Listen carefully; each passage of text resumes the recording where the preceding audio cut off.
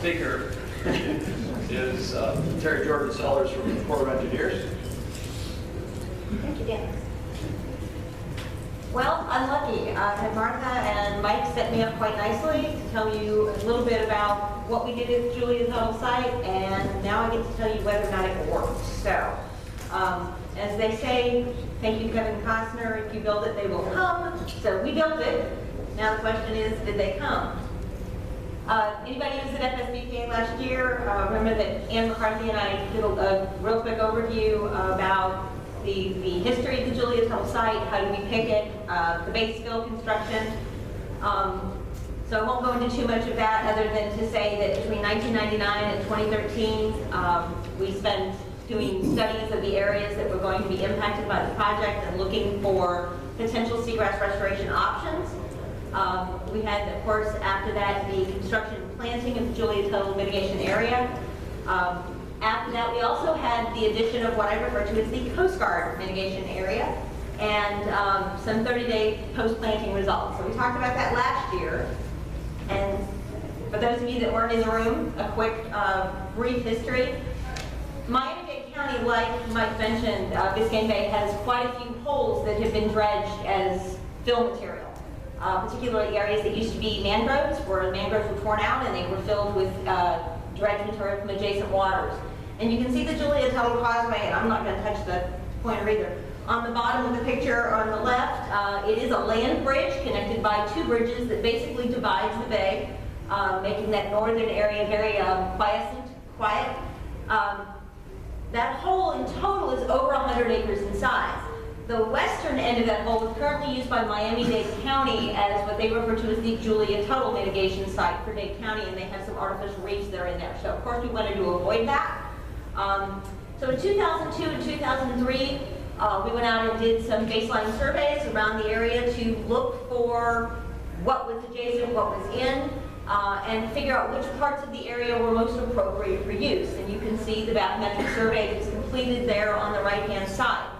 We were also fortunate to have a report that was done for Miami-Dade County in the early 90s, looking at all of these fill holes and trying to identify which ones would be better for seagrass restoration.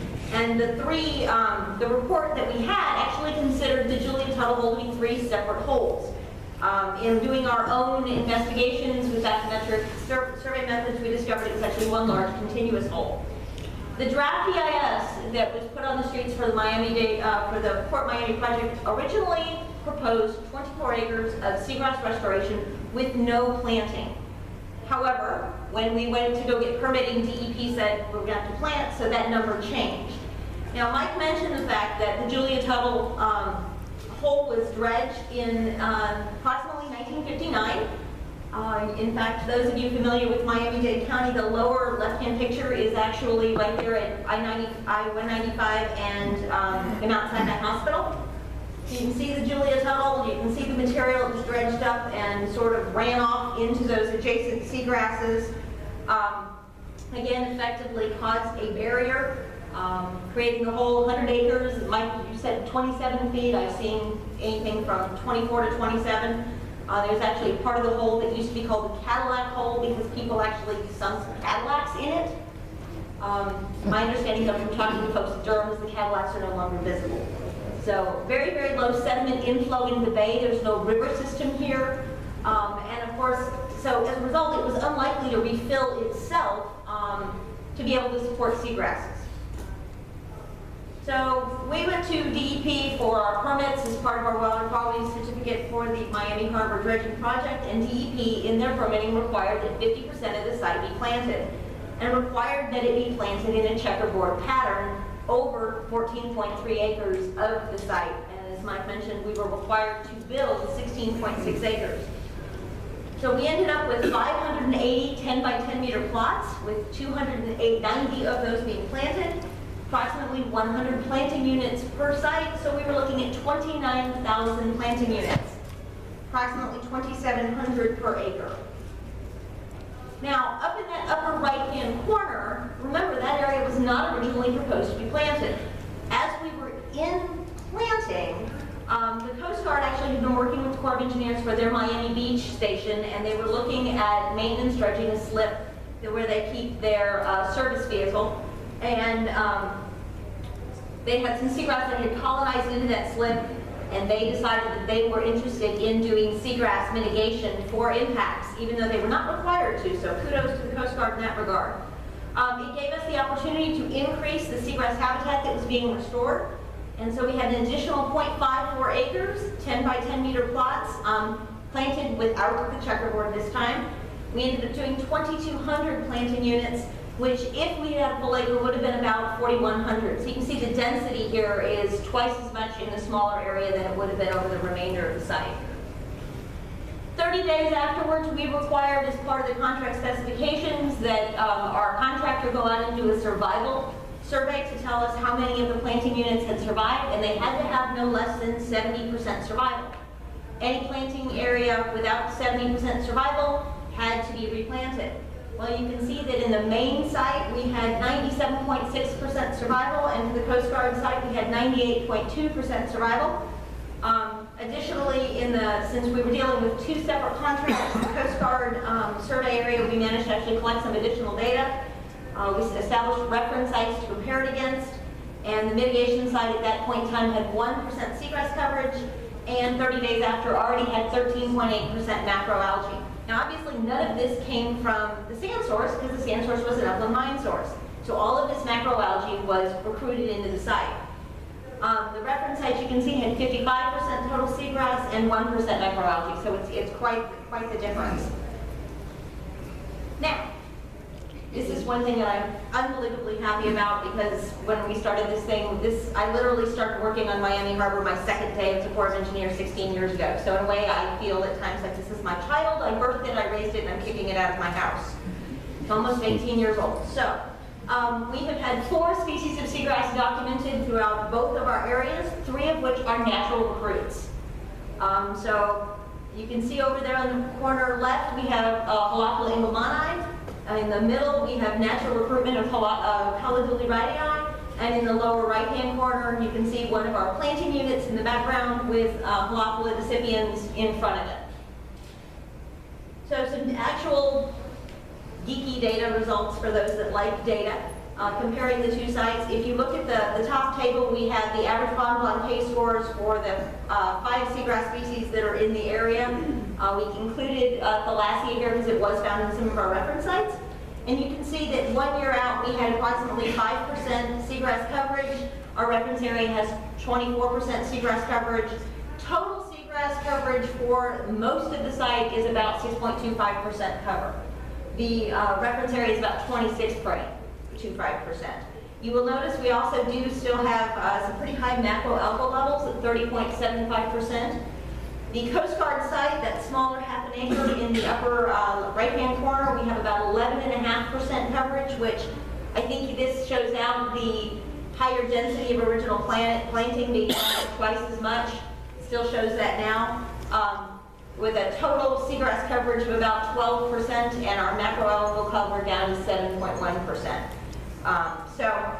I think it'll be interesting to watch this site continue to grow and mature. And if I look at what the site looks like for melding together, remember that we had the checkerboard.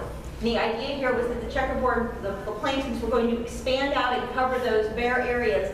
This is what the site looks like 1 year post-planting, where we have the dark green is the Syringodium filiforme, the original planting species. The other 2, light green and yellow, are other grasses, either by themselves or mixed with Syringodium. The gray areas are bare. One of our permit requirements was 70% coalescence. We've met that in 1 year. So I'm very excited to see what it looks like in year 2 and year 3 as we move forward.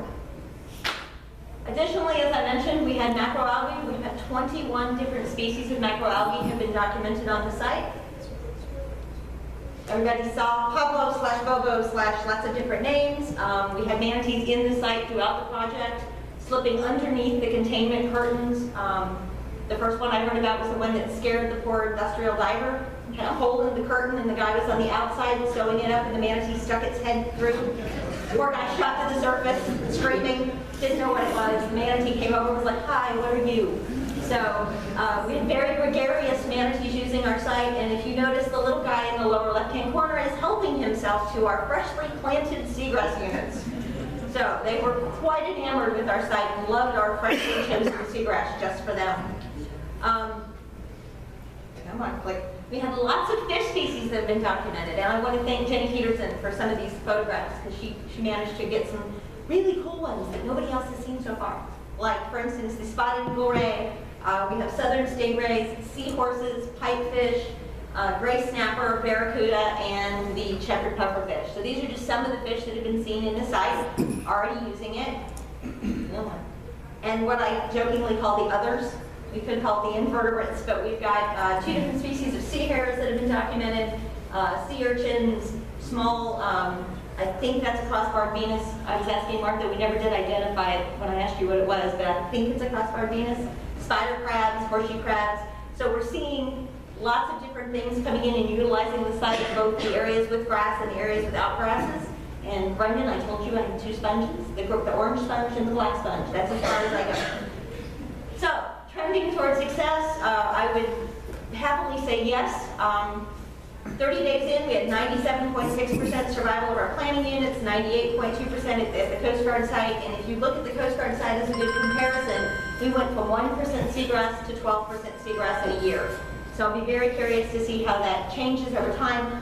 The other thing I think that's really unique is looking at the Coast Guard site, how the macroalgae was cut in half. So I'll be curious to see is as the seagrass expands, do we see less macroalgae in the area, or do the numbers in that larger area stay the same?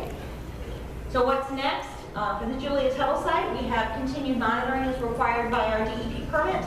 And part of that is a trend assessment. The permit required trend assessment at 3 years to see if we were, quote, trending towards success. They said we've met the success criteria already, so we're trending towards success. We've met it. Yay. To go to Jenny's, Peter, to your presentation this morning, keep calm and go for your goals. We met one of them. So. And our U.S. Coast Guard site, we have 4 more years of monitoring and reporting on that site. So we'll have lots of more new information about seagrass restoration and filling seagrass holes in Biscayne Bay. And with that, I would like to thank our team, because without the team of engineers and tug captains and everybody, we couldn't have gotten this done. We've gone from a hole in the ground to a viable, vibrant seagrass community. Thank you very much.